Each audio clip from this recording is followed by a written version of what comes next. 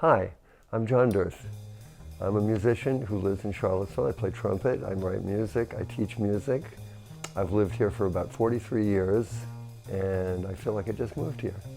I always say I have learned more from teaching than from any other thing, because it's easier for me and for many people to do for others what you are having a hard time doing for yourself, like learning something. So I'm like coming up with stuff for my students that turns out to be me teaching myself. I have been teaching since I was 19 years old. I love to teach, but I come from a family of teachers. I have to say, my grandmother, my father's mother, was a real Little Red Schoolhouse teacher. My father was a natural teacher who wasn't a professional teacher, but I learned more from him about music, and he was a non-musician. His ears were unbelievable. But I had many great teachers, and I copied the teachers. Partly I love to teach, or I'm good at teaching maybe because I'm very understanding of having a hard time with certain things, because I have a hard time with certain things, so that helps teaching.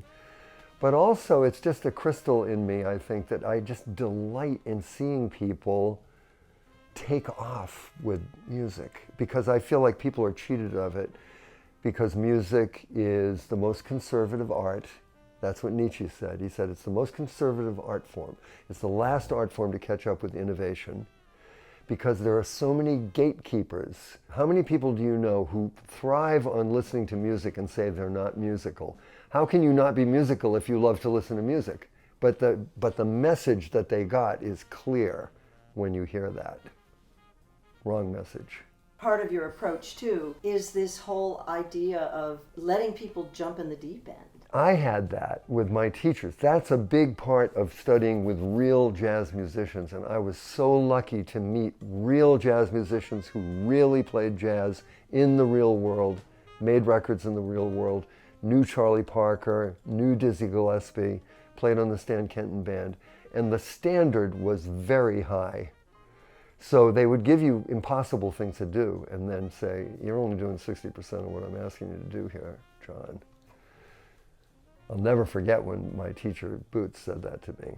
I was just devastated. He only spoke badly like that to me about twice, but it made an impact.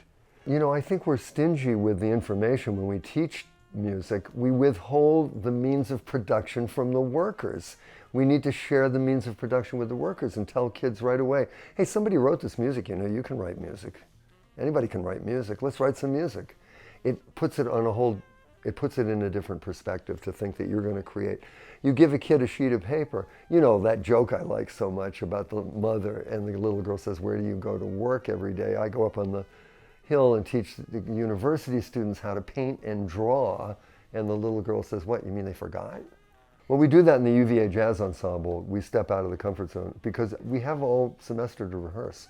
So I give them stuff that's really hard. Well, my role at UVA is to be the director of jazz performance. And I have given myself a virtual trophy for never having called a meeting of the jazz faculty at UVA, because it's all of us who are friends, who play together all the time, and we know intuitively what we need to do for our students. And that's a very special thing at UVA, because we teach very gifted, brilliant people who probably aren't going to play music for a living, who really want music in their lives, and we want them to keep that for the rest of their lives. So that's the goal. And learning to respect a person like that and not expect that they're going to pursue their music like a conservatory student is something we've all had to learn and address in ourselves. The thing that I'm proud of as a private teacher with people who are serious is they don't sound the same. They end up finding their own thing, and that is one of the first rules of jazz. There's two rules, basically. Master the vocabulary and be yourself. Everyone else is taken, whoever said that. How do my students perceive me? People don't know how to take me sometimes, so that's interesting, working with that. I think they go through a progression with me where they, hopefully, this is what I hope. First of all, I think they're usually intimidated at first. because it's just somebody who's like over the top in some way, and they think that I'm, you know, I have this reputation, blah, blah, blah, teach at UVA, made a record, whatever the heck, you know. So they start with that. Then they realize, oh, this guy's, you know, he's not that intimidating. In fact, he's funny. You know, I think they think that I'm really serious about the very, very basic things of playing. And they get that, and they take it, and the ones who are going to play run with that. And then they come back to me and say, you're not serious enough. I think they think that I've got their backs, I hope. They think that. I'm not competing with them. I'm retiring from UVA. What am I going to do with that extra time? That is the million-dollar question that I'm asking myself, and I'm really trying to sort of like boot camp my way towards that with a little more personal discipline and not just have to show up because you're scheduled to be there. You know, that's the hope.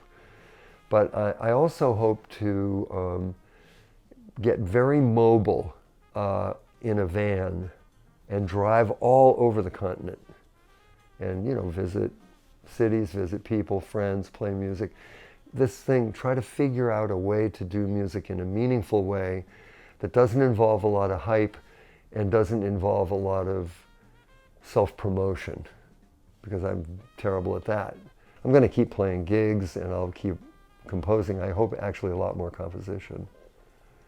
So yeah, I'm hoping it'll just unfold into much more music all the time.